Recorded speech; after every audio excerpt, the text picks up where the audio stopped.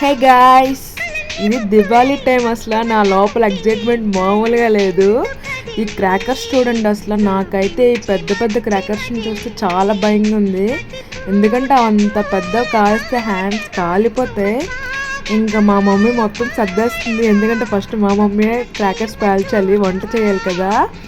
ఇంకా మా మమ్మీ కాలుస్తుంటే మా చాకి అరుపులు తట్టుకోలేకపోతున్నాను.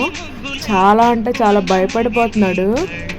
ఈ చిన్నపిల్లలు ఎంత ఉన్నారు కానీ వీళ్ళకి ఎంత పెద్ద బాంబులు కాలుస్తున్నారంటే మా వీధంతా ఫెస్టివల్తో నిండిపోతుంది అసలు.